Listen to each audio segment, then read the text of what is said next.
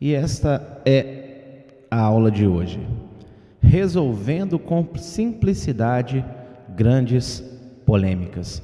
Nós estamos na segunda parte do estudo a carta aos Romanos e iremos fazer comentário, no dia de hoje, do verso 9 até o verso 15. Então vamos dar início, às nossas leituras.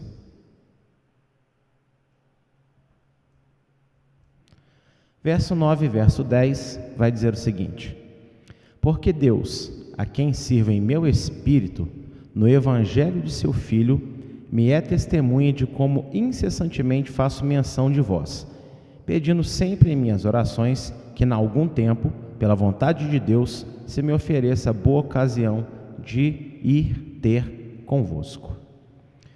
Uma informação se destaca na justificativa de Paulo aos Romanos, por ainda não ter ido conhecê-los, mas que aconteceu depois, em Atos 28, 16. Eu expliquei, na primeira e também na segunda aula, que Paulo, ele não conhecia essa comunidade pessoalmente. Então ele escreveu uma carta, para eles, por causa das suas preocupações, e lá em Atos 28, 16, Paulo finalmente chega em Roma, e aí, naturalmente, ele deve ter conhecido aí a comunidade de crentes do Senhor. E ele inicia a carta dele, dando uma justificativa, por que ainda não foi lá, por que ainda não foi possível. E dentro dessa justificativa, tem uma informação aqui, meus irmãos, maravilhosa, que é o que proporcionou o nome dessa aula, resolvendo com simplicidade grandes polêmicas. Como eu disse na aula 2, na primeira parte de Romanos, que Paulo ele tinha uma sabedoria extraordinária dada por Deus, e numa saudação de carta, nós vamos então perceber quantas profundidades e conceitos ele já vai tratando, E para os dias de hoje, isso é espetacular, É muito mais do que, oi, tudo bem, como é que vocês estão? Não. São palavras aqui de vida eterna que Deus inspirou Paulo para escrever essa comunidade. E que informação é essa que eu quero destacar? É essa que está sublinhada e colorida em laranja aí para você. Olha, Deus, a quem sirvo em meu espírito, no evangelho de seu Filho. Olha só que informação interessante nós temos aqui. Essa frase, aparentemente simples, contém um segredo para que tivessem sido evitados tantos debates exaustivos ao longo dos séculos sobre a graça e a lei de Deus serem opostas entre si. Todas as cartas de Paulo são importantíssimas, vamos estudar todas elas, mas a carta aos Romanos, certamente, eu considero como um pilar central, porque ela, além de ser uma das mais complexas, juntamente com Gálatas, ela trata muitas questões que vai elucidar depois o pensamento de Paulo nas outras cartas. E ela também apresenta, aparentemente, algumas contradições. Parece que ora Paulo está defendendo a lei, parece que ora ele está atacando a lei, e a gente sabe que não é nada disso, Mas para você que nunca entendeu direito, também lê Paulo, também fica em dúvida, e até hoje fica nessa aí, a lei vale, a lei não vale, a graça anula, como é que funciona isso? A carta de Romanos é perfeita para elucidar isso. E essa frase em cima é uma frase tão simples, parece uma coisa boba, porque está dizendo assim, só para exaltar a Deus, palavra, vamos dizer assim que vocês vão entender, está parecendo palavras de um pregador eloquente, que começa a dar no início da sua pregação aquelas palavras bonitas assim para chamar a atenção das pessoas, Não. Paulo, quando ele fala isso aqui, tem um segredo nisso aqui. Não é um segredo assim oculto, mas a falta de estudo e conhecimento de um conceito mais amplo, das Escrituras, às vezes não consegue perceber o que ele está dizendo aqui.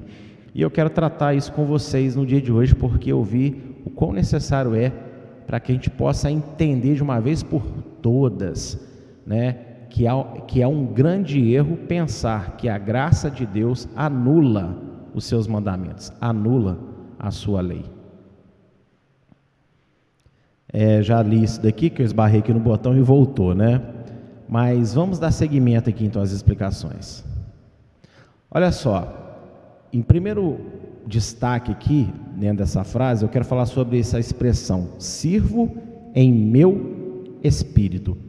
Paulo se refere ao novo nascimento no Messias, onde os convertidos ganham do próprio Deus um novo espírito, além do Espírito Santo. E hoje vai ser um dia de abrir bastante a Bíblia, tá? Geralmente eu coloco os textos todos aqui, mas hoje eu quis deixar bastante texto para a gente ler aqui também, e você em casa me acompanhar.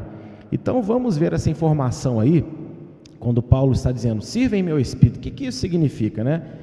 Ele está falando do novo nascimento, porque quando uma pessoa nasce de novo, né, ou seja, quando ela aceita Yeshua como Salvador, Deus coloca dentro dela um espírito novo, porque por causa do pecado, da separação de Deus, o sopro de Deus que nós estava morto. Em que sentido? Né? Esse fôlego de vida estava corrompido pelo pecado. E aí, veja bem, João 4:24 diz o seguinte: Deus é espírito, e importa que os que o adorem em espírito e em verdade. Então veja aqui que Paulo ele não andou com Yeshua pessoalmente.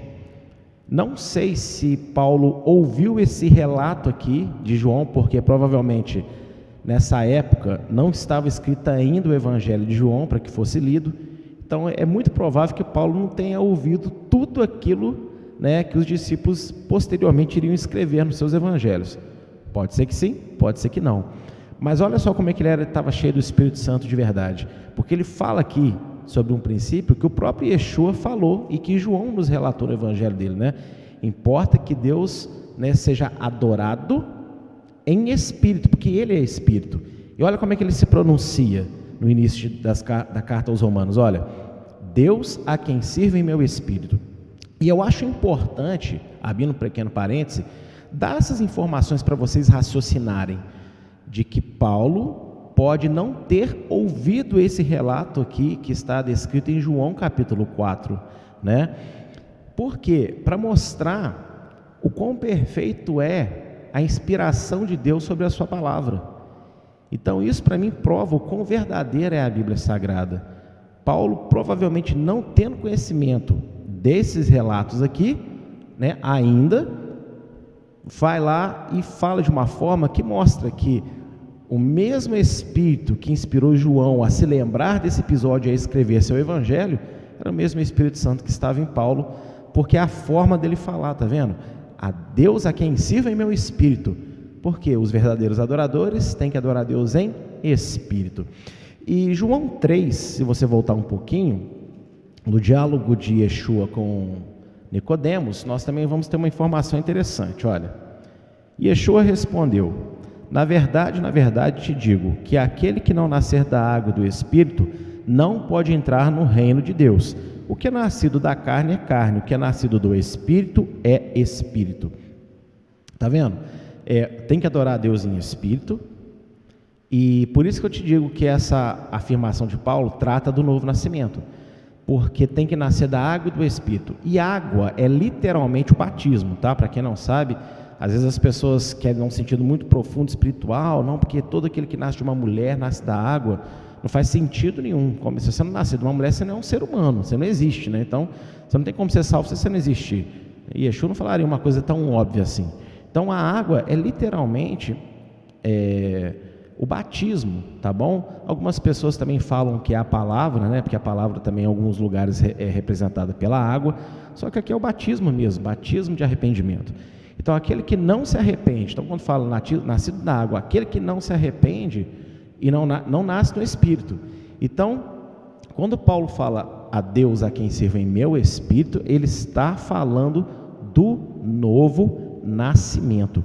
E esse novo nascimento de um espírito novo, talvez você fale assim, não, mas ainda não ficou claro nesse texto de João 3, que vai ter, a pessoa que se converte vai ter um novo espírito.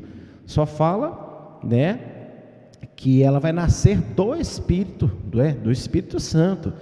Mas aí, você tem que entender que tudo que Yeshua falou é cumprimento de profecia. Então, ele não ensinou nada da cabeça dele, não inventou conceito novo. Ele veio para repetir e explicar melhor tudo aquilo que o Pai já tinha anunciado nas profecias. E a profecia do novo nascimento, onde a pessoa ganha um espírito novo, está lá em Ezequiel 36, 23 a 28. No livro de Ezequiel tem outras 4 passagens também que falam sobre isso, mas a de 36 é especial principalmente para essa aula. E eu quero lê-la com vocês. Então, capítulo 36, do verso 23 ao verso 28, vai dizer o seguinte: E eu santificarei o meu grande nome, que foi profanado entre os gentios, o qual profanastes no meio deles. E os gentios saberão que eu sou Adonai, diz Adonai Deus, quando eu for santificado aos seus olhos. Aqui Deus está falando com Israel, porque Israel, ao ser espalhado pelas nações, acabou se corrompendo nas nações e não viveu de forma agradável a Deus. E com isso, o nome de Deus, o Deus de Israel, é profanado. Pequeno parênteses, toda vez que um crente, toda vez que um servo de Deus, crente em Yeshua, vive de forma contrária à palavra, ainda que ele se declare servo de Deus, o nome de Deus está sendo profanado pela vida dele, porque ele não está exibindo a justiça desse Deus, o qual ele diz servir. Seguindo aqui o texto, e vos tomarei dentre os gentios, e vos congregarei de todas as terras, e vos trarei para a vossa terra. Então aspergirei água pura sobre vós, e ficareis purificados de todas as vossas imundícias, e de todos os vossos ídolos vos purificarei. Está vendo? Aspergirei água. Aí tem gente que pensa que batismo é por aspersão. Não faz sentido, porque a palavra batismo, baptismo, ele vem de imersão, ou seja, mergulhar. Então, batismo por aspersão não é correto, é só em casos onde não tem como mergulhar uma pessoa. Exemplo de alguém doente, alguém acamado, você pode batizá-lo aspergindo água, mas tendo condições, o natural é mergulhar a pessoa na água, porque a própria palavra batismo significa imersão, mergulhar, né? Então aqui, aspergir água também se refere ao quê? Ao arrependimento, né? Deus levará as pessoas ao arrependimento e assim elas serão purificadas, porque salvação não tem como acontecer na vida de ninguém sem arrependimento. A cruz é o poder da salvação, mas a cruz ela só é eficaz na vida de alguém para salvá-la se essa pessoa, ao ouvir a mensagem da cruz, se arrepende, tá bom? Então aqui está falando para Israel, que Israel, né, Deus vai exaltar o seu nome que foi profanado pela atitude errônea de Israel ao redor das nações, vai mostrar para todos os povos que Ele é o Deus de Israel, que Ele é Deus de verdade, vai purificar o coração, né, dos judeus. E olha só no verso 26, e dar-vos-ei um coração novo, e porei dentro de vós um espírito novo, e tirarei da vossa carne o coração de pedra, e vos darei um coração de carne. Então está vendo? Quando a pessoa é levada ao arrependimento, né, e nós sabemos que o perfeito arrependimento ele acontece através da aceitação de Yeshua, né, após o nascimento desse. Então, quando alguém aceita Yeshua, ou seja, e é aspergido água sobre ela, no sentido de ela é levada ao arrependimento pela pregação do Evangelho, Deus então dá para essa pessoa um espírito novo. O que significa um espírito novo? O espírito não está morto no sentido de que ele está sem vida dentro de você, porque espírito é rua, fôlego, né? Fôlego de vida, é o espírito que faz o seu corpo funcionar. Quando diz que o espírito está morto dentro de você, é porque ele está corrompido pelo pecado. A sua essência divina, né, ela está atraída, contaminada pelos pecados da carne. Então Deus vem e renova esse fôlego, purifica esse fôlego dentro de você. Espírito novo, coloca em você agora uma nova natureza. Você agora é movido pela vontade de servir a Deus, né? A parte espiritual que é em você agora, ela está conectada com Deus e desconectada com o pecado. Então isso significa um espírito novo, novo nascimento, tá bom? E aqui no verso 26 é muito claro: eu vou colocar em vocês espírito novo. Não é espírito na letra maiúscula aqui na sua versão em português, porque esse Espírito que está falando do Espírito da pessoa, né? O meu Espírito, o meu fôlego de vida que Deus me deu. E quando o Espírito novo nos é concedido, nos é retirado o coração de pedra e nos dado um coração de carne, ou seja, um coração sensível a Deus. Coração de pedra, né, é uma referência à insensibilidade, né, a dureza de coração para com Deus, para com as coisas espirituais e verdadeiras. Porque uma pessoa pode ser espiritual, mas ser espiritual movido a enganos, né, enganos espirituais. Então aqui Deus está falando que uma pessoa que é nascida de novo, ela ganha então uma nova essência, né, um novo espírito dentro dela, conectada com Deus, desconectada com o pecado que a aprisionava, e com isso o coração dela agora está aberto para o reino, para a palavra, para tudo que envolve Deus, né? Seguindo o verso 27, e porei dentro de vós o meu espírito, e farei que andeis nos meus estatutos, e guardeis os meus juízos, e os observeis, e habitareis na terra que eu dei a vossos pais, e vós sereis o meu povo, e eu serei o vosso Deus. Então, novo nascimento, você ganha um novo espírito, né? Porque você é levado ao arrependimento, você está sensível às coisas de Deus, e aí você não só ganha um espírito novo, um novo fôlego de vida, né? Que está conectado ao eterno e rejeitando agora o mundo.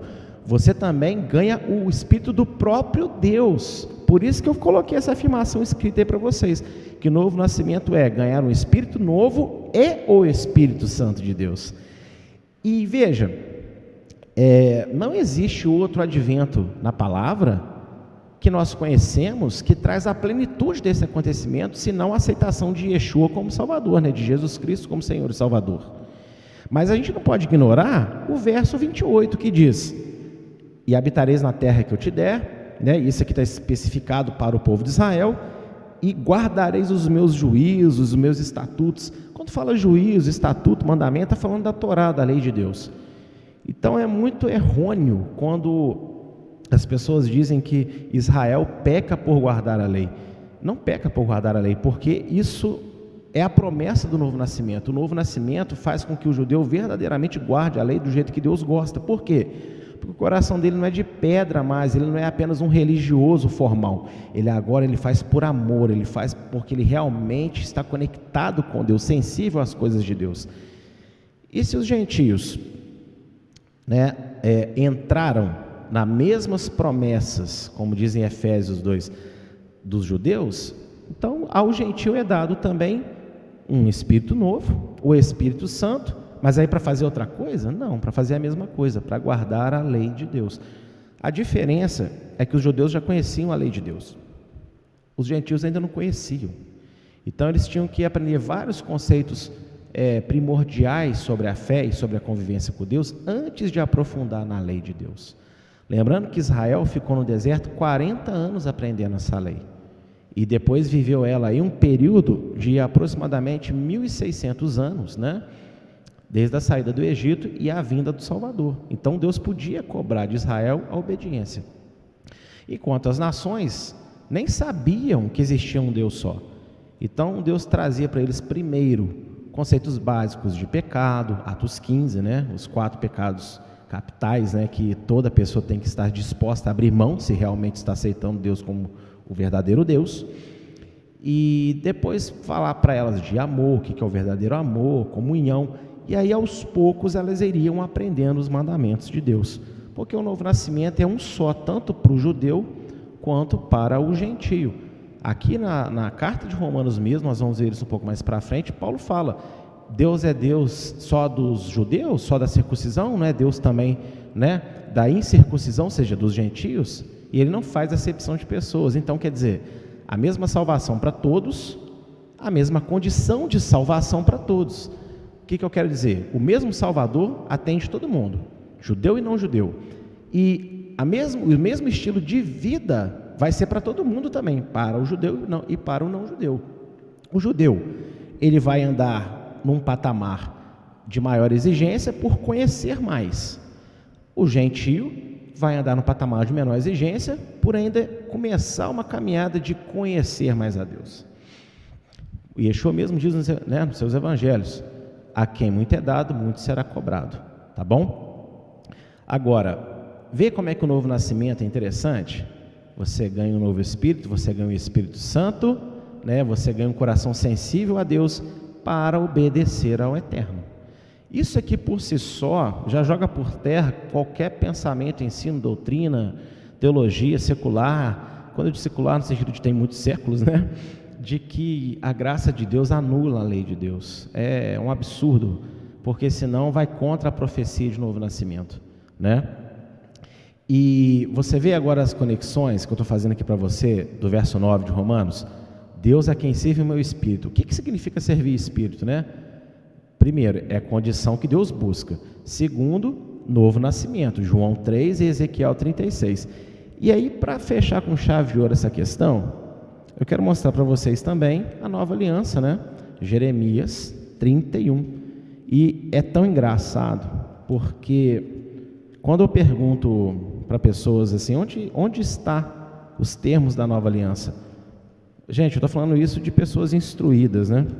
Pessoas que são mestres, vamos por assim dizer, professores de escola dominical. Eles olham para a gente assim, tipo assim, como assim? As pessoas não entendem que Yeshua não fez nada de trás da orelha, tudo estava escrito sobre ele. E existe um lugar, um único lugar na Bíblia que determina os termos da nova aliança, né? Nova aliança você conhece como Novo Testamento, tá? Porque testamento nada mais é do que aliança, é a mesma coisa para quem não sabe. Então o livro poderia chamar Nova Aliança em vez de Novo Testamento, só para você ter uma ideia, né? Tanto que em hebraico ela chama assim, né? Brit Hadashah, né? A nova aliança. Brit é aliança, né? E Hadashah, nova. Então olha só, Jeremias 31, de 31 a 33, estão os termos da nova aliança. Primeiro, nova aliança, alguém tem que ter tido uma, vamos dizer assim, velha, ou uma primeira aliança. Você não tem como fazer uma aliança nova com alguém que não tem aliança nenhuma. É por isso que é necessário esse entendimento de que as nações, né, foram feitas coparticipantes com Israel, não no lugar de Israel, porque senão Deus está fazendo uma aliança nova com quem não tinha aliança, não faz sentido. Deus vai fazer simplesmente uma aliança com as nações. Não, Deus fez uma nova aliança com o povo de Israel que já tinha aliança. Então Deus renovou essa aliança e chamou as nações para fazer parte com Israel, tá? É só uma questão de pensar um pouquinho, nem é tão difícil assim se a gente tiver uma boa vontade e humildade de ouvir novos conceitos fora da casinha que estamos acostumados, né? Então Jeremias 31, de 31 a 33, olha só a nova aliança que Deus está fazendo com Israel e que vai ser aberta para todas as nações da terra para participarem com Israel desta aliança. Eis que vem dias, diz Adonai, em que farei uma aliança nova com a casa de Israel e com a casa de Judá, não conforme a aliança que fiz com seus pais no dia em que os tomei pela mão para os tirar da terra do Egito, porque eles invalidaram a minha aliança, apesar de eu os haver desposado, diz Adonai. Mas esta é a aliança que farei com a casa de Israel depois daqueles dias, diz Adonai. Porei a minha lei no seu interior e a escreverei no seu coração, e eu serei o seu Deus e eles serão o meu povo. Está vendo? A nova aliança tem uma condição de colocar a lei no coração. Agora, vamos lá em Ezequiel 36. O que acontece? Novo nascimento. Tira o coração de pedra e coloca um coração de carne. Para sentir, para amar, para se emocionar, para estar vinculado, né? Apaixonado por aquilo que vai ser escrito no coração. Porque um coração de pedra pode estar até escrito lá, mas não sente nada. Um coração de carne sente aquilo que foi escrito nele. E o que Deus queria que o povo sentisse? Aquilo que vai ser escrito. O que vai ser escrito? A lei de Deus. Gente, são conexões, eu acho absurdamente simples, mas poderosas, verdadeiras e abençoadoras. Por isso que você não pode exigir que um judeu, para ser salvo, abandone a lei. Ele não tem que abandonar a lei, ele tem que abandonar a tradição rabínica secular de guardar a lei para guardá-la conforme os ensinos e pela fé em Yeshua, o verdadeiro rabino, ok? Então, essa é a condição para que o judeu se converta. E os gentios entram nessa condição. Então, eles vão ter no seu coração também escrito a lei de Deus. Só que ninguém é obrigado a guardar nada inicialmente, porque Deus quer que eles se dediquem primeiro a conhecer questões básicas. E aí, quanto mais interesse um gentio tem, mais ele vai estudando, mais ele vai crescendo, mais ele vai aprimorando, né? E mais ele vai guardando. Eu não estou aqui hoje ensinando essas coisas porque eu já aprendi elas desde o meu primeiro dia de conversão.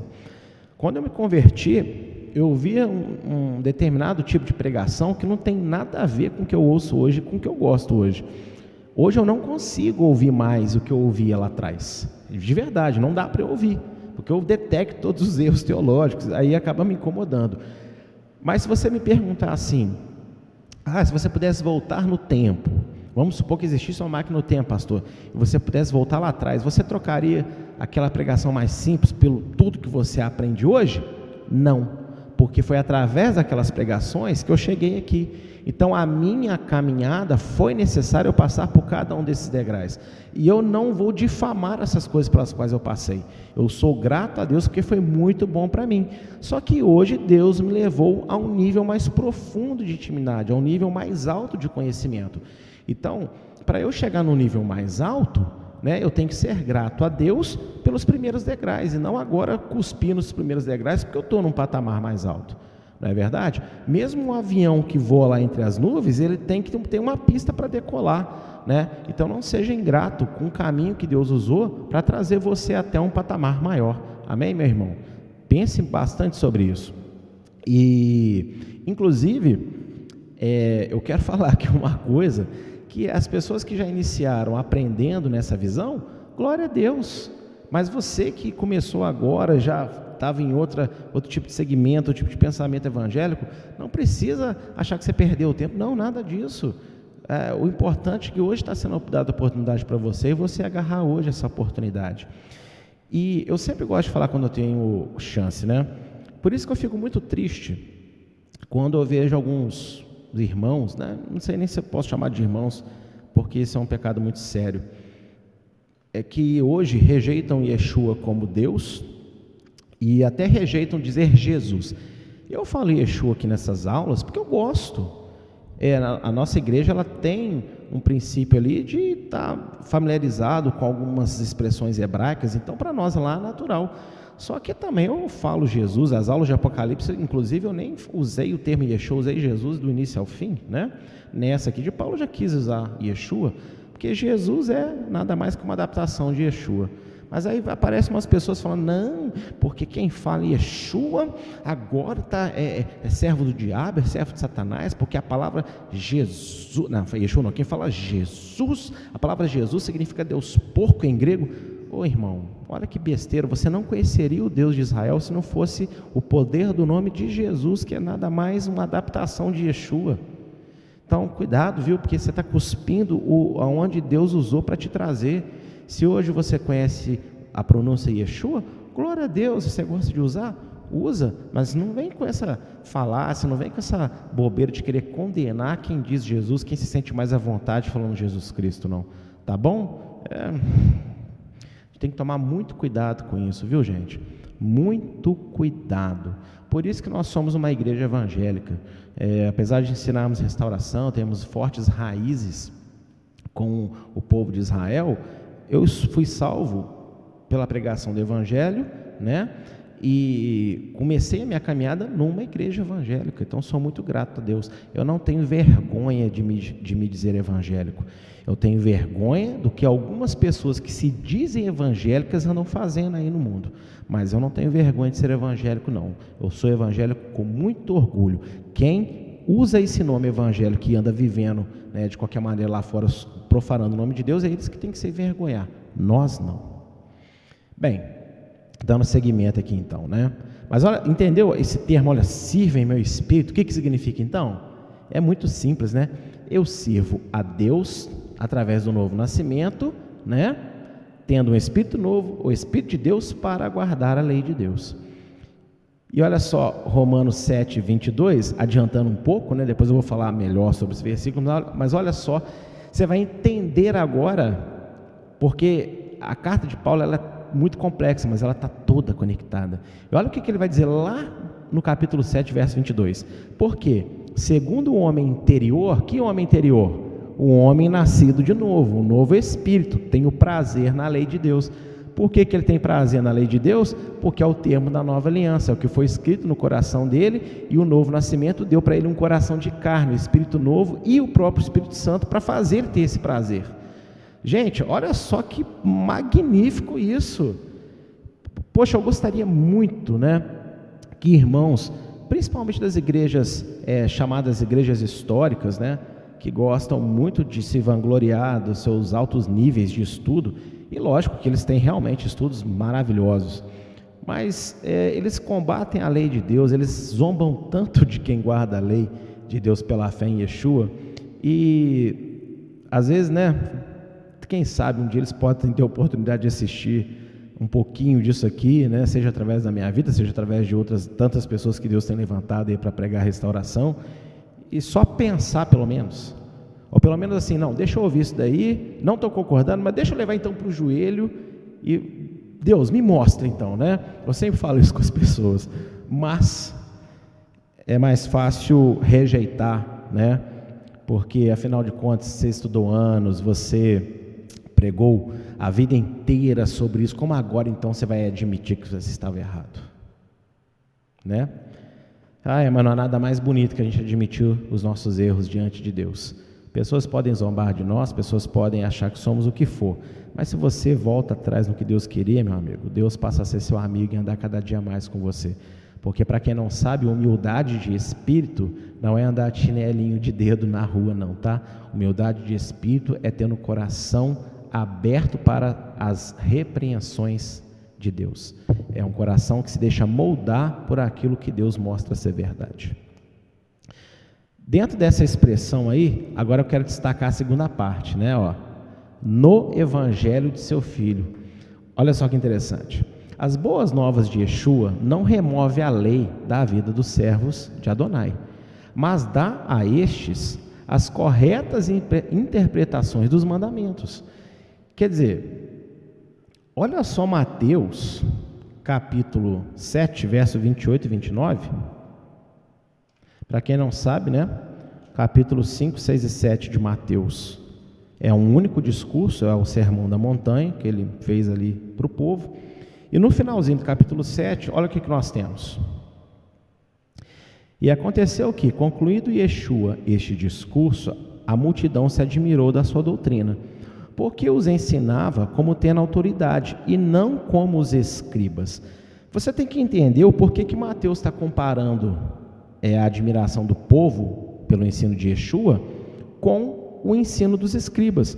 O que os escribas ensinavam? Para quem não sabe, os escribas, eles não podiam comentar a Torá. Eles tinham que pegar os comentários rabínicos dos seus rabinos, das escolas às quais eles pertenciam. Eles só tinham permissão para repassar os comentários dos rabinos. Eles não podiam acrescentar comentário pessoal. Eles só aprendiam e repassavam. E quando Yeshua ensina, eles ficam maravilhados. E detalhe, o que os escribas comentavam? O que os rabinos ensinavam? A Torá, gente. Então o povo fica maravilhado, por quê? Porque Yeshua dá uma aula de Torá do capítulo 5 ao capítulo 7, mas de uma maneira que não era vista naquela época. Primeiro, que as explicações eram superiores. Segundo, porque ele tinha autoridade, ele explanava, ele aplicava, ele estava dando para o povo o verdadeiro entendimento da lei de Deus. Então, Yeshua não vem remover a lei da vida de ninguém que serve a Deus, mas ele vem dar para as pessoas a condição delas entenderem de verdade como guardar essa lei, né?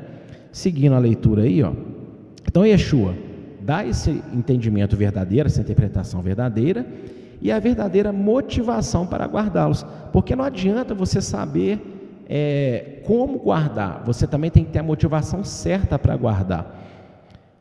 Eu vou dar um pequeno exemplo antes de ler esse texto aí de Mateus 22, que você já pode ir até abrindo, mas olha só, Todo mundo aqui, eu acredito que sabe o que é um beijo, né? Um beijo, não estou falando beijo na boca, não, um beijo no rosto, um beijo carinhoso, né? E o que você acha que é mais interessante?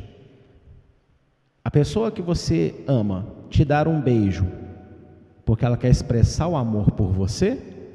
Ou ela te dar um beijo porque ela está querendo te pedir alguma coisa e ela te dá um beijinho para te enganar, mas ela na verdade só quer aquilo de você? Triste isso, né? Para nós que recebemos o beijo e percebemos essa falsidade, é bem desagradável. E é a mesma coisa, não adianta você saber a forma certa de guardar um mandamento, você tem que ter a intenção correta no seu coração. E Yeshua ensina em Mateus 22, 36 a 40, qual é a intenção correta. Mestre, qual é o grande mandamento da lei? E Yeshua disse-lhe: amarás Adonai teu Deus de todo o teu coração, de toda a tua alma e de todo o teu pensamento. Este é o primeiro e grande mandamento. E o segundo, semelhante a este, é: amarás o teu próximo como a ti mesmo.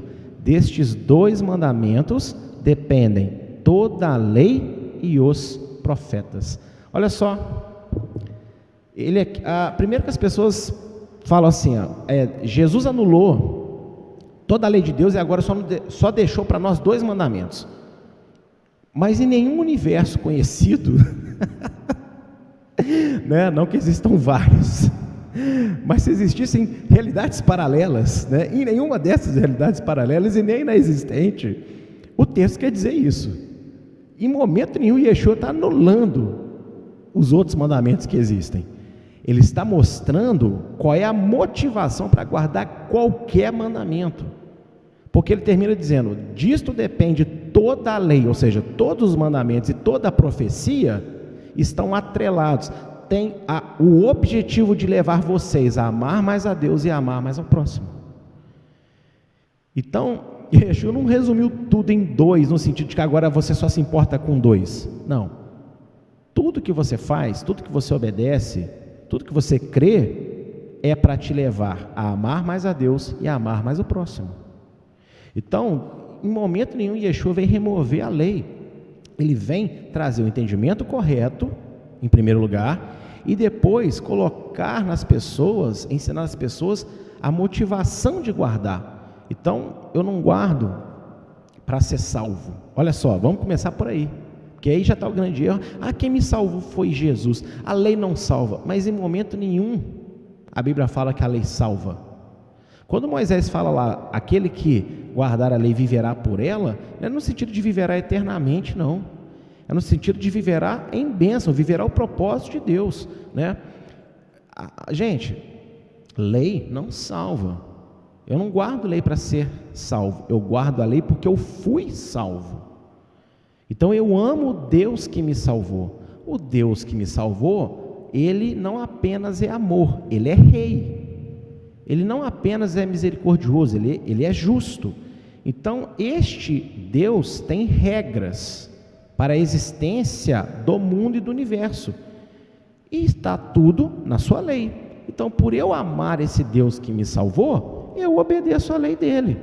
Então essa é a motivação. Segunda motivação: quando eu guardo a lei de Deus por amor e fé, eu também aprendo a me portar melhor em todas as áreas da sociedade.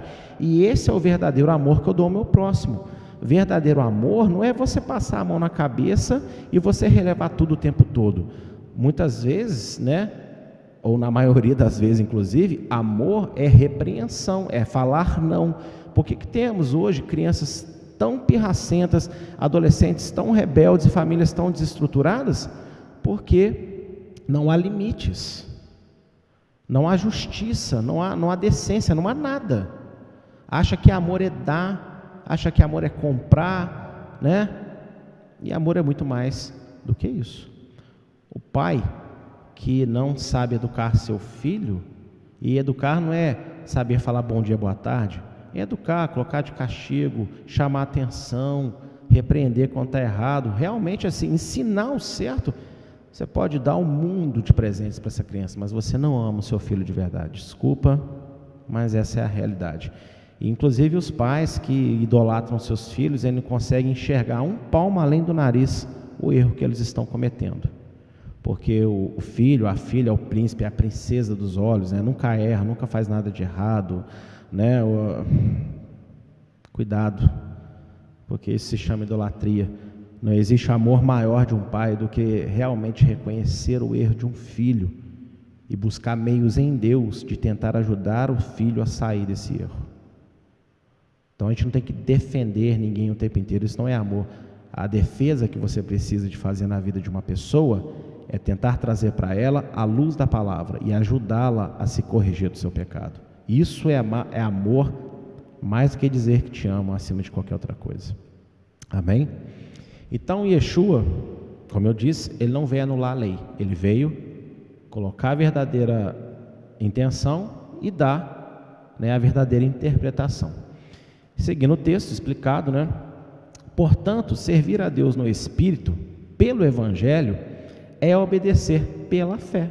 Entende agora a expressão de Paulo? Deus a quem sirve em meu Espírito, no Evangelho do seu Filho. Por quê? Ezequiel 36, lembra? O que é que traz arrependimento, Espírito novo e Espírito Santo para dentro do coração? Yeshua, o Salvador, a nova aliança, Jeremias 31. Só que não pode ficar de lado um outro detalhe que também aparece tanto em Ezequiel quanto em Jeremias. Vamos enumerar de novo? Primeiro, arrependimento. Segundo, Espírito novo. Terceiro, Espírito Santo. Mas o que faltou? A lei. Então, quando Paulo fala essa frase, parece simples, né? Mas olha só, se tivéssemos talvez entendido a introdução da sua carta, talvez não teria esse debate ao longo da história, né? Deus é quem serve meu espírito, porque eu nasci de novo, né? Eu tenho o Espírito Santo dentro de mim.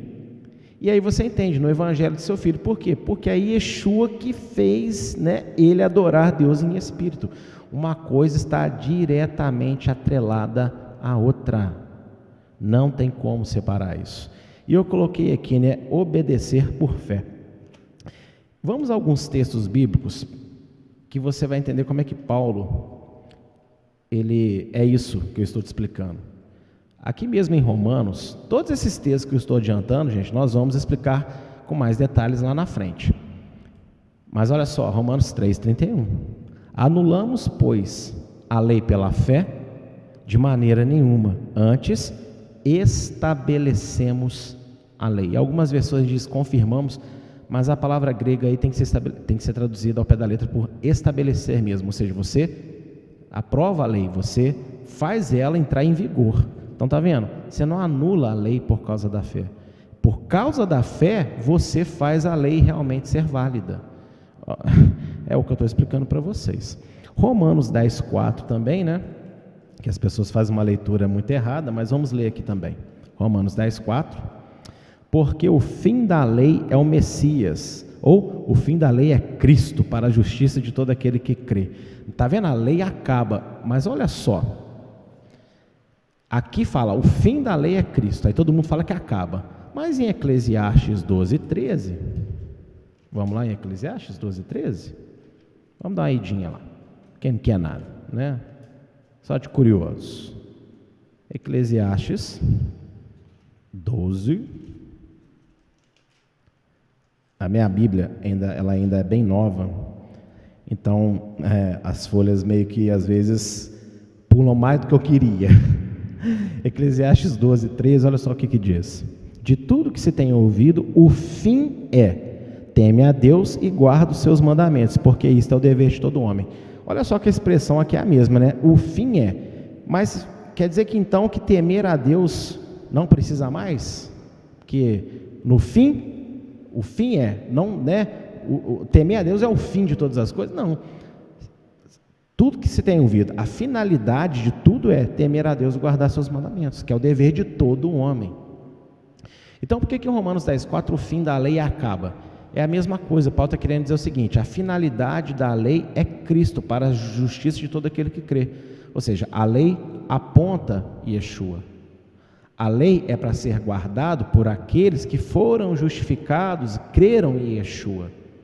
Lê sobre essa visão que você vai entender melhor o capítulo 10. Né? Vamos a outro texto também, O próprio Senhor Yeshua dizendo lá em Mateus, capítulo 5, verso 17 a 20. Mateus 5, tá vendo ó, que eu estou falando para vocês? Folhas ainda bem novinhas, que eu comprei essa Bíblia tem pouco tempo, porque eu tenho hábitos de dar Bíblia. Quando a minha Bíblia está bem marcadinha, aparece uma situação para eu dar a Bíblia para alguém, eu vou e compro outra, aleluia. Então olha só, Mateus 5, de 17 a 20, não cuideis que envie destruir a lei e os profetas, não vies destruir, mas cumprir. Porque em verdade vos digo que até o céu e a terra passem, nem um jota ou um tio jamais passará da lei, sem que tudo seja cumprido. Qualquer, pois, que violar um destes mandamentos, por menor que seja, e assim ensinar aos homens, será chamado menor no reino dos céus. Aquele, porém, que os cumprir e ensinar, será chamado grande no reino dos céus. Porque vos digo que, se a vossa justiça não exceder a dos escribas e fariseus, de modo nenhum entrareis no reino dos céus. Olha só, Yeshua diz, olha, não pense que eu vim destruir, eu vim cumprir. Depois ele fala, enquanto existir céus e terra, não vai passar nada. Quer dizer, depois da cruz dele, que ele morreu e ressuscitou, ainda existe céus e existe terra, então não pode ter passado nada. Ele diz que quem ensina e guarda é grande, quem não ensina e não guarda é pequeno. Aí você escolhe o que você quer ser no reino de Deus. Eu quero ser grande não por status, mas porque com certeza se ele dá essa opção, melhor é ser grande do que ser pequeno, E por último ele diz, a justiça de vocês, quando diz justiça, é no sentido de a prática de vocês tem que ser maior do que escribas e fariseus. Mas o que os escribas e fariseus ensinavam para o povo? Está entendendo? Então aqui essa expressão, ela explica ela resolve com grande simplicidade essa grande polêmica entre graça e lei. Olha só, parece uma saudação simples de carta, uma frase perdida ali no meio, mas não é, ok? Deus é quem serve o meu espírito. Entendendo o que é servir a Deus em espírito, você vê que isso só é possível através do evangelho do Filho de Deus. E quem morreu antes do nascimento de Yeshua, também pôde fazer isso daí. Se ao receber, ao crer na palavra, ao exercer fé na palavra, ou nas manifestações que Deus tinha no Primeiro Testamento, ele se relacionava, ainda que indiretamente, com o próprio Senhor Yeshua. E aí, vindo Yeshua depois, ressuscitaria aquele que lá atrás viveu, morreu pela fé em Deus, através da revelação disponível. Sabe por quê? Tem pessoas que pensam o seguinte, abrindo um pequeno parênteses, não, mas Yeshua foi pregar no inferno depois que morreu, para todo mundo que morreu no Antigo Testamento. É um absurdo você pensar que Abraão, o pai da fé, ele morreu condenado. Isso é uma coisa assim, inacreditável. Abraão morreu salvo, só que ele nunca poderia ressuscitar enquanto não viesse o autor da ressurreição, que é o Messias, que é Yeshua. Então, quando Yeshua ressuscitou, veio, nasceu, morreu e ressuscitou, então ele pôde ressuscitar Abraão, que morreu salvo, mas sem ainda com o poder disponível da ressurreição. Para você entender de forma bem simples, imagina o seguinte, vamos imaginar uma historinha aqui. Imagina um filme de ficção científica, onde a pessoa descobre uma doença terrível, e na geração dela não há cura para aquela doença. E aí existe uma tecnologia chamada criogenia. O que é criogenia? Você pega o corpo da pessoa, ou seja, eu estou descrevendo aqui Vanilla Sky para quem já assistiu. Ou feche os seus olhos, que é da onde Vanilla Sky se origina, que é um filme espanhol muito melhor do que o filme com Tom Cruise, Vanilla Sky, inclusive. Mas enfim, então você imagina que está essa pessoa doente, vai lá num laboratório e fala, congela o meu corpo, que eu vou ficar viva, congelada, igual presunto para o Natal. E aí, quando vocês descobrirem a cura, vocês me descongelam e me curam, Então é mais ou menos isso que aconteceu com as pessoas que morreram no Antigo Testamento antes de Yeshua. Elas foram congeladas, ou seja, elas morreram salvas, mas não existia o poder, a cura física para o corpo delas, para a morte. Então elas morreram salvas, porque creram na palavra, creram nas manifestações de Deus. e tiveram fé em Deus. Mas lá no futuro delas, né, que hoje para nós já é passado, veio a cura, ou seja, Yeshua. Então, no dia da ressurreição, eles vão ser tirados da criogenia. Espero que você entenda de uma vez por todas como que os antigos foram salvos. É simples assim, viu? Não precisa te quebrar muita cabeça, não. Mas, enfim, vamos continuar aqui o nosso estudo. Então, eu espero que você tenha entendido aqui essa frase maravilhosa e eu espero que essa primeira polêmica já tenha sido resolvida na sua cabeça. Ou você que está ainda aí lutando, para depois, assiste de novo, assiste a terceira vez, mas acima de tudo, ora, porque eu não ganho nada você sendo convencido pelo que eu estou falando. Eu não tenho poder de convencimento de ninguém.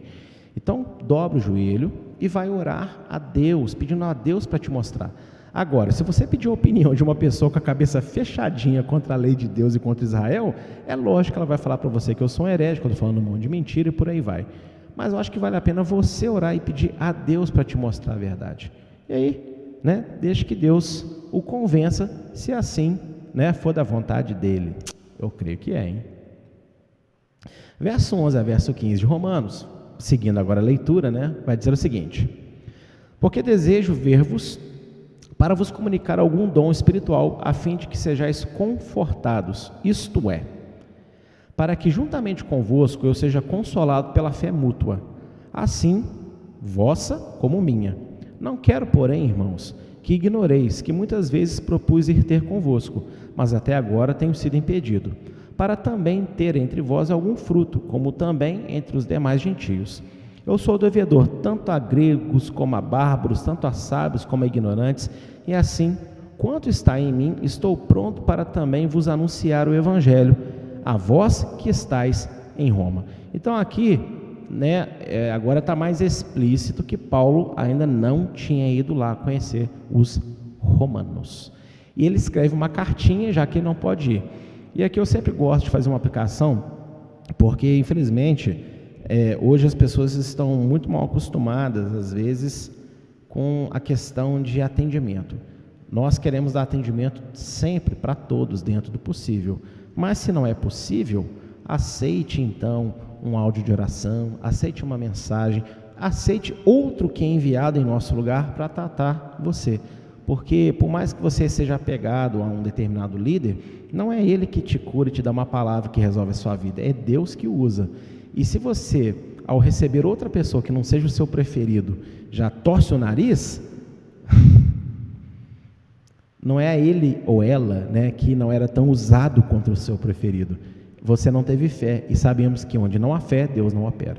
Fica a dica aí do pastor, amém? Hashtag fica a dica.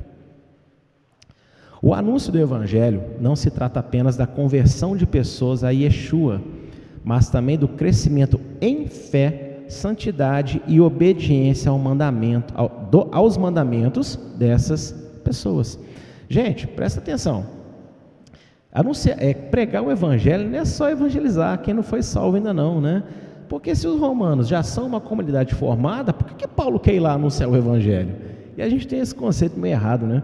O Evangelho, lógico, você anuncia para a salvação aqueles que não foram convertidos, mas você continua anunciando o Evangelho constantemente para os que já são convertidos, para que eles cresçam. Cresçam em quê? Fé, santidade e obediência aos mandamentos, né? Vamos lá em Filipenses 2, de 12 a 13, que tem um dos textos mais interessantes, na minha humilde opinião, para quem ainda é adepto do salvo para sempre, né? Olha só, Filipenses 2, de 12 a 13.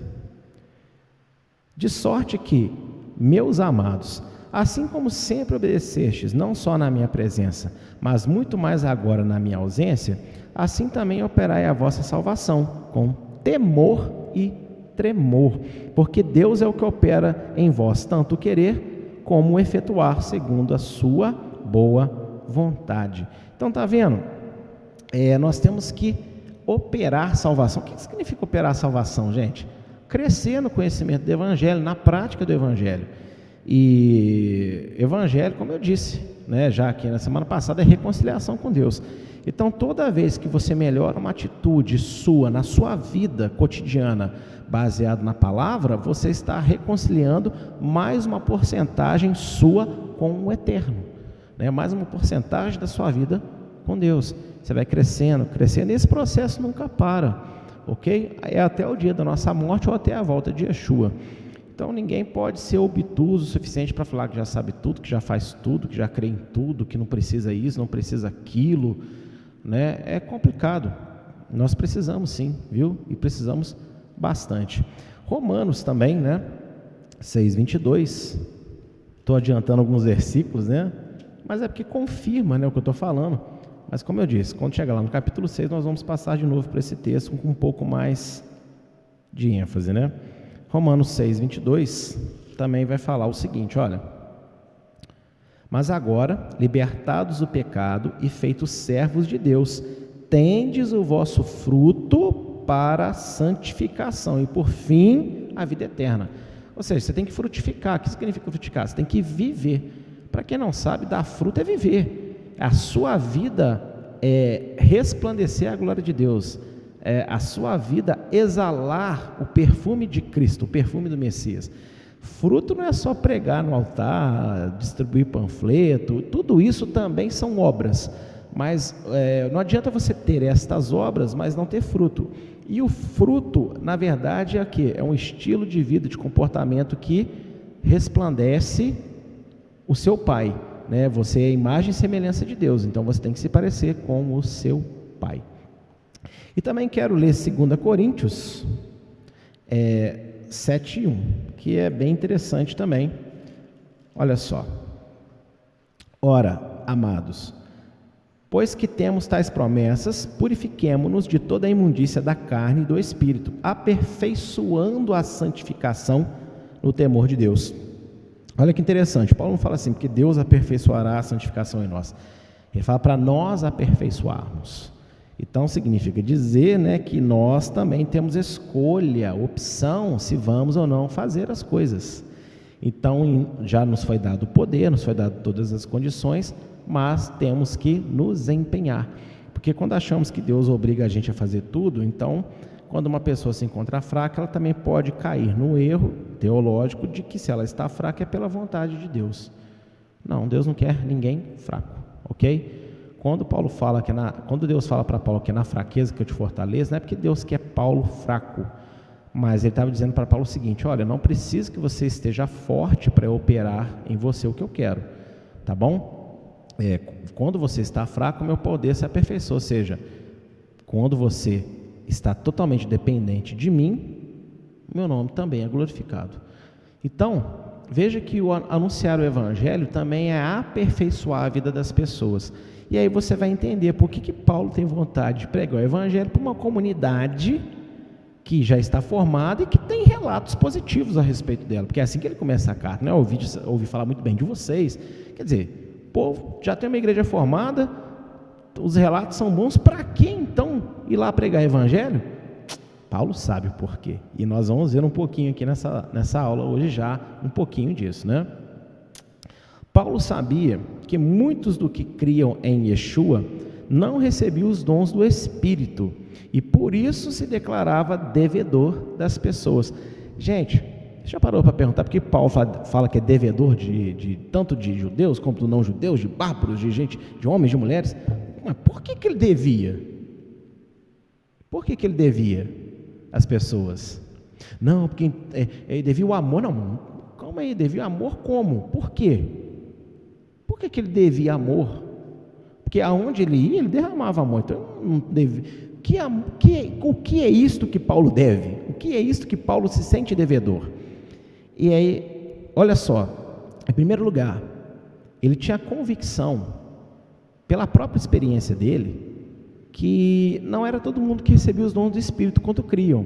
E olha o que ele fala aqui no texto acima de Romanos: olha, eu vou aí para ver se eu compartilho algum dom espiritual com vocês. Por que Paulo fala disso? Né? Como é que ele sabe que lá não tem dom espiritual, ou que de repente não tem? Atos 19. Vamos lá em Atos 19. Atos 19, verso de 1 a 7. E sucedeu que, enquanto Apolo estava em Corinto, Paulo, tendo passado por todas as regiões superiores, chegou a Éfeso, e achando ali alguns discípulos, disse-lhes: recebestes vós já o Espírito Santo quando crestes? E eles disseram-lhe: nós nem ainda ouvimos que haja Espírito Santo. Perguntou-lhes então: em que sois batizados então? E eles disseram: no batismo de João. Mas Paulo disse: certamente João batizou com o batismo de arrependimento, dizendo ao povo que cresce no que após ele havia de vir, isto é, em Yeshua o Messias. E os que ouviram foram batizados no nome do Senhor Yeshua. E impondo-lhes Paulo as mãos, veio sobre eles o Espírito Santo, e falavam línguas e profetizavam. E estes eram ao todo uns 12 homens. Olha que interessante. Paulo chega em Éfeso e tinham discípulos lá, ou seja, alguém passou por lá pregando. Quem passou por lá pregando? Apolo. Só você voltar aqui no texto. Apolo pregou sobre arrependimento lá, pregou sobre salvação, e as pessoas creram e se arrependeram e se batizaram. Mas elas não foram batizadas com o Espírito Santo. E aí Paulo chega falando: olha, vocês receberam o Espírito Santo quando vocês creram? Como assim? A gente nem ouviu falar de Espírito Santo. Agora eu quero questionar uma coisa: se ouviu Yeshua, se ouviu arrependimento e foi batizado, isso não faria com que os dons do Espírito não viessem sobre essas pessoas, ainda que elas não tivessem ouvido sobre isso. Sabe? Não faz lógica nenhuma. Aqui nós estamos falando de poder, revestimento de poder. E por mais que as pessoas pensem que batismo com o Espírito Santo é a mesma coisa que o batismo nas águas, né? Não é. E aqui fica claro que não é. A pessoa batizada nas águas, sim, ela recebe o Espírito Santo no sentido de presença de Deus, mas os dons do Espírito, não. Não e não. Essa passagem aqui é muito clara, gente. É absurdo isso, né? Se não, né, imagina, quantas pessoas ao redor do mundo então não foram salvas, né? Que ouviram de Jesus, mas aí não ouviram a palavra Espírito Santo, então elas não foram salvas. Porque a salvação é pelo nome, é pela fé em Yeshua, não é pela fé no Espírito Santo. O Espírito Santo é aquele que age hoje em nós no nome de Yeshua, mas é o nome de Yeshua que salva, não é o nome do Espírito Santo. Então não faria sentido nenhum. E Paulo, ele sabia, baseado em Atos 19, que muitas comunidades que estavam crendo no Senhor, às vezes não recebiam dons espirituais. E por isso que ele fala aqui nesse início que ele tem vontade de ir lá para compartilhar algum dom. E olha só, em Apocalipse 2, verso 1, e do verso 4 ao verso 5, diz o seguinte: escreve ao anjo da igreja de Éfeso: tenho, porém, contra ti, que deixaste o teu primeiro amor. Lembra-te, pois, de onde caíste, e arrepende-te, e pratica as primeiras obras. Quando não, brevemente a ti virei, e tirarei do seu lugar o teu castiçal, se não te arrependeres. Aí você vai falar muitas coisas sobre primeiro amor, né? Porque o primeiro amor é isso, é aquilo e tal. Mas como explicado na aula 3 da série Apocalipse, da Igreja Evangélica Eliahu, o primeiro amor que Éfeso abandonou são as manifestações de poder do Espírito Santo. Se você segue lendo o restante do capítulo 19, começou a acontecer coisas extraordinárias em Éfeso depois que Paulo chegou lá e derramou dons. E o mais incrível, na minha opinião, é que todos os estudiosos de bruxaria e artes ocultas começaram a queimar os seus livros na fogueira, porque viram que só Adonai é Deus, por causa do que Paulo estava operando na vida das pessoas com o poder do Espírito Santo. Então foi assim que Éfeso verdadeiramente nasceu, essa paixão, esse primeiro amor, o fogo do poder do Espírito Santo. E Paulo manifesta nesta carta, mesmo que sutilmente, a sua preocupação com as comunidades formadas pelo mundo, se elas manifestavam os dons do Espírito Santo. E é por isso que Paulo se achava devedor, entende? Tipo assim, olha, eu me sinto devedor de todo mundo. Por quê? Porque Paulo tinha consciência que ele tinha uma autoridade. Amados, isso aqui também é incrível, né? Paulo, ele tinha autoridade. Quem batiza é Yeshua, mas aonde Paulo chegava e impunha a mão, não tinha conversa. A pessoa era batizada com o Espírito Santo e acabou. Então ele se sentia devedor de todo mundo. Em que sentido? Porque ele sabe o dom que Deus deu para ele de revestir as pessoas com o poder de Deus. E assim, quantos crentes naquela época, verdadeiramente crentes no Senhor, mas não experimentavam esse revestimento? Então Paulo se sentia devedor de ir e compartilhar esses dons. E é isso que é primeiro amor, viu? A carta é escrita a Éfeso, e aí você tem que pesquisar como que nasceu a comunidade de Éfeso. Aí você vai ter aí em Atos 19. Por isso que eu falo, gente, é muito simples as conexões, mas a gente tem que parar um pouquinho de teorizar, a gente tem que parar um pouquinho de trazer revelações. Sabe a tal da palavra rema? Não me entenda errado, mas eu acho que essa expressão se tornou mais uma ostentação para pregadores, né? Porque hoje eu vou trazer uma palavra rema, revelada. Então as revelações aí que são até interessantes, mas outras nem tanto, né? Agora, essa é uma revelação tremenda, porém, nada mais é do que você juntar A com B. Então, eu prefiro essas, entendeu? E é assim que eu procuro conduzir os estudos para vocês.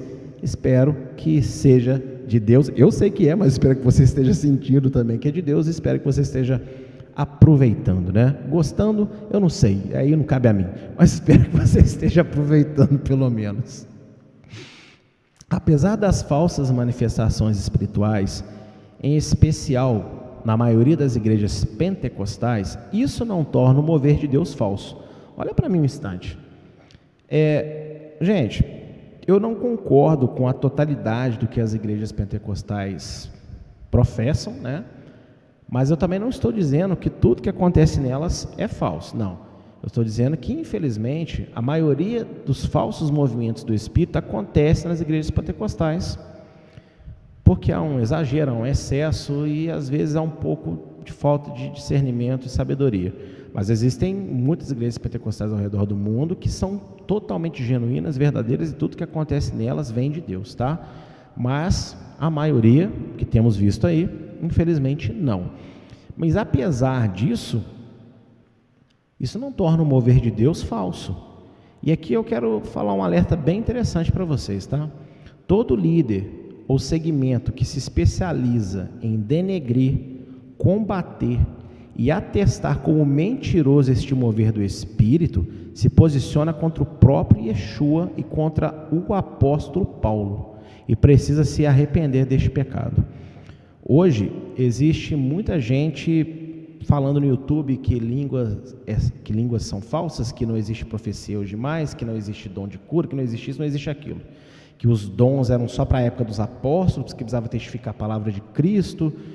E essas próprias afirmações, elas sequer são bíblicas, porque não está escrito isso na Bíblia em lugar nenhum, que aquilo era só para aquela época.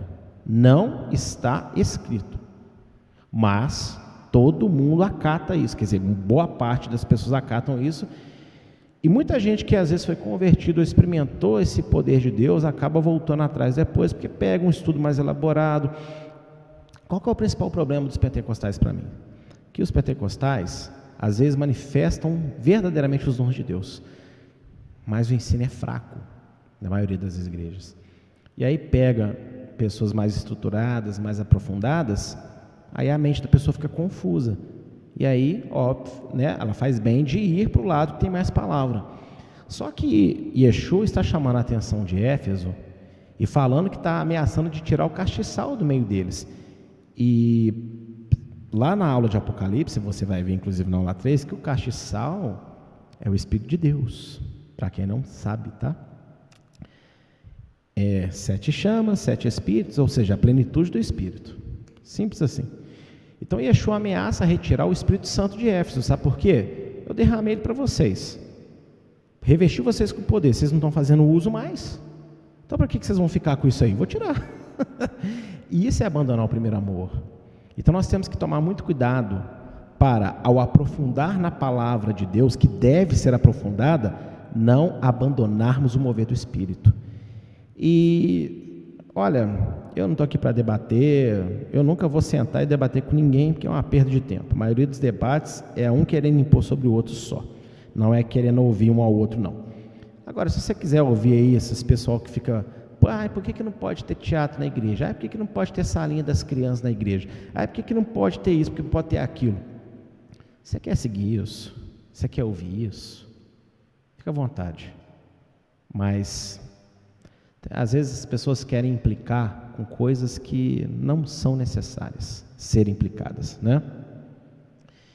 E os dons espirituais, eles existem.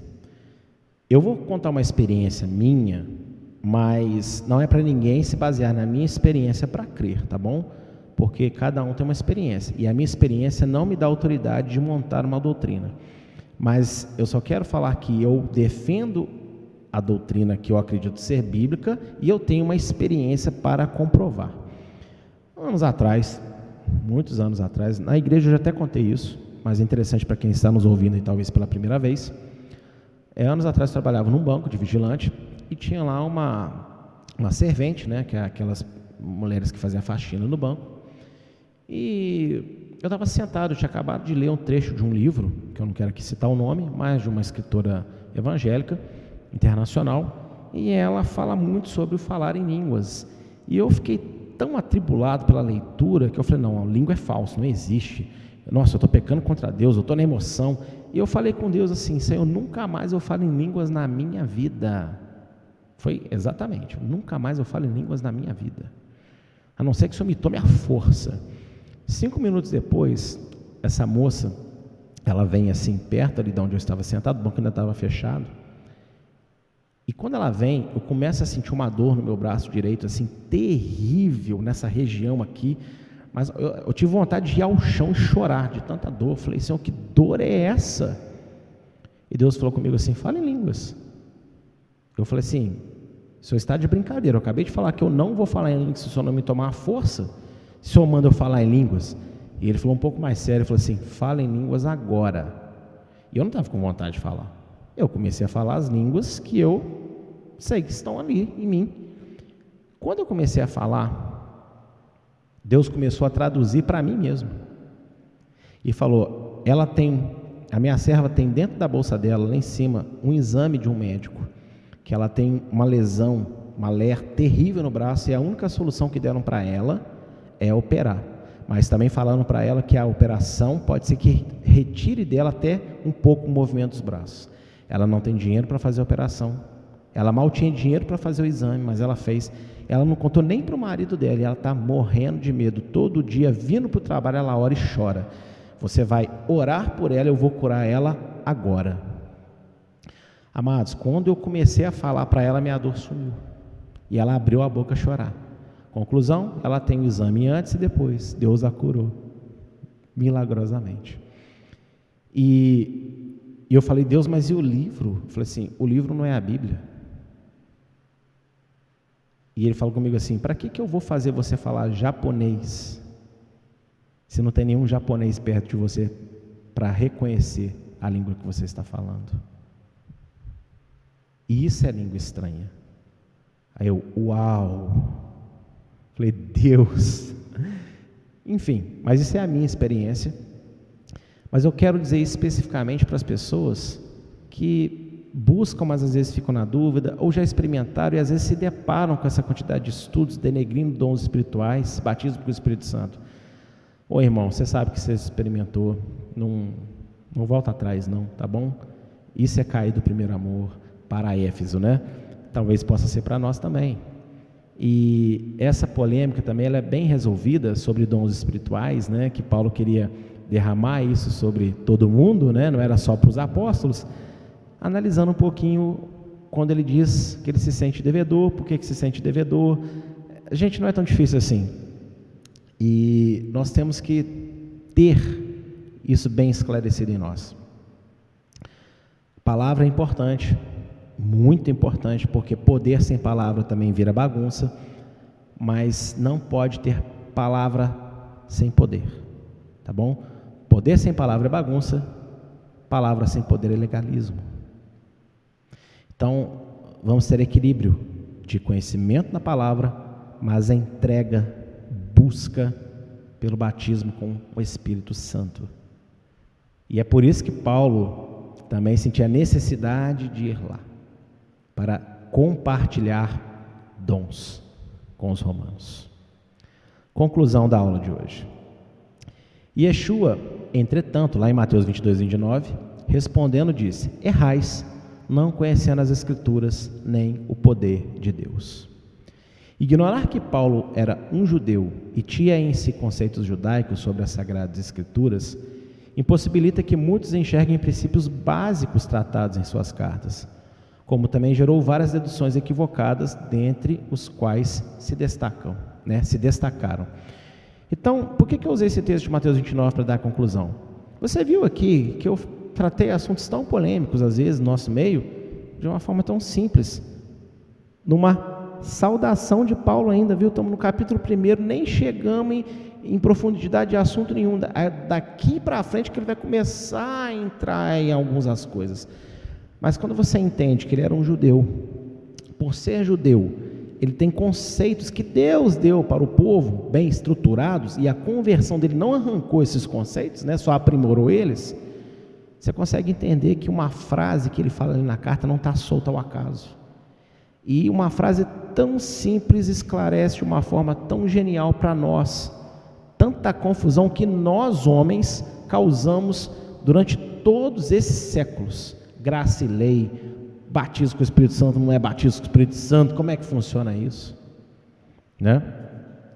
Eu sou apaixonado pelo mover do Espírito de Deus, creio, e ninguém vai fazer o descrever, porque eu tenho a minha experiência, você deve buscar a sua, obviamente, mas eu sempre peço a Deus que me mostre na palavra, E eu já tive as comprovações que eu precisava também na palavra de Deus, mas eu te falo que infelizmente as pessoas que ainda combatem isso só perdem.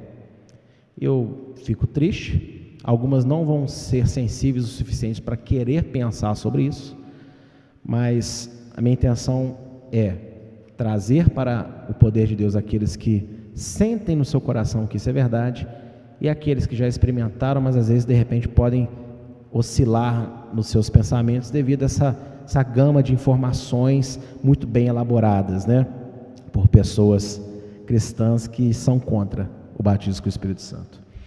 E olha, não me entenda errado, talvez você ache que vai ser uma arrogância que eu vou falar, mas eu apenas vou falar o que eu creio ser verdade. Eu estou longe de saber o que muitos sabem por aí, tem gente extremamente mais qualificada do que eu, mundo afora, Brasil afora, Juiz de Fora afora, mas eu não me sinto menor também do que ninguém, nem daqueles que eu admiro, Eles têm a porção deles, eu tenho a minha, e a minha porção que eu tenho até hoje, que Deus tem me dado, eu tenho aprendido, seja pela leitura da própria palavra, seja aprendendo com outros mestres, Não estou me chamando de mestre, eu estou dizendo assim, com mestres da palavra. O que eu sei hoje, o que eu tenho buscado hoje, o que eu ensino hoje, eu não me sinto um ignorante na palavra de Deus. Eu não me sinto uma pessoa com pouca instrução, que prega de qualquer maneira, que não é cuidadoso com as informações que dá. Muito pelo contrário, eu acho que Deus tem me ajudado, e para a honra e glória do nome dEle, do nome do Senhor, eu me vejo muito bem equilibrado na forma de pregar a palavra de Deus e ensinar a palavra de Deus. Então, e apesar da qualificação que eu acho que Deus tem me feito alcançar para estar à frente da obra e ensinar, eu creio no batismo com o Espírito Santo, de todo o meu coração, como uma criança.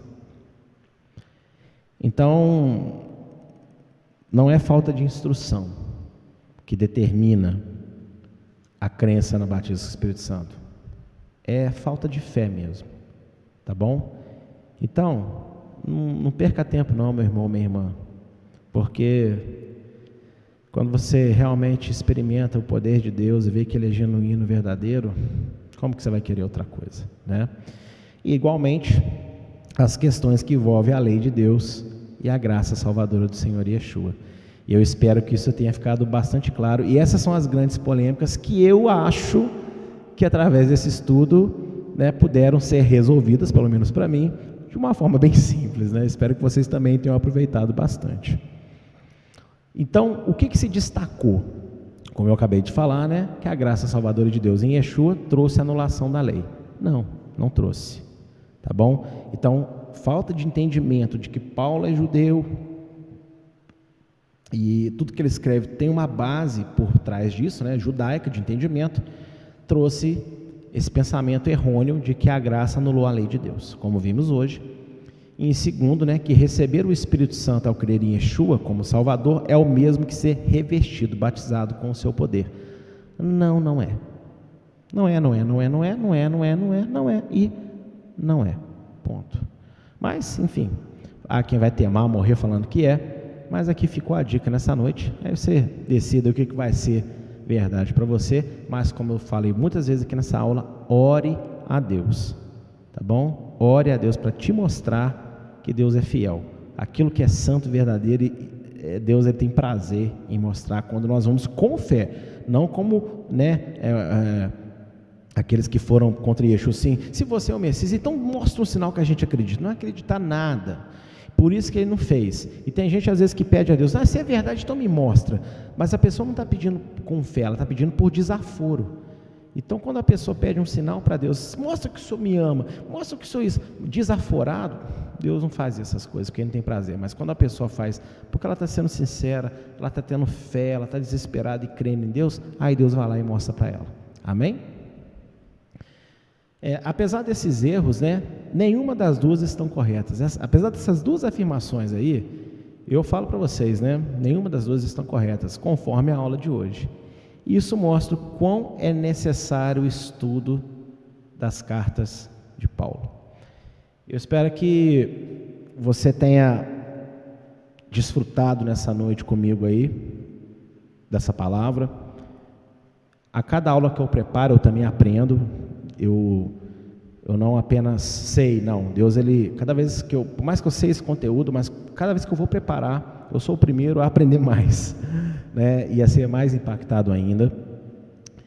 Então, eu vejo quão é necessário a gente estudar. Apocalipse é muito importante. Você viu que eu usei aqui o Apocalipse hoje. Então, fica a dica para quem não assistiu ainda nossas aulas. Mas espero que vocês tenham consciência do quão importantes também serão essas aulas, né, sobre as cartas de Paulo. Eu espero que essa aula tenha respondido, esclarecido, ajudado e até mesmo colocado algumas minhoquinhas na cabeça daqueles que estão acomodados com o de sempre, né, para poderem aprofundar um pouco mais. Esse é o meu sincero desejo para todos. Amém, queridos? E essa foi a aula de hoje, né?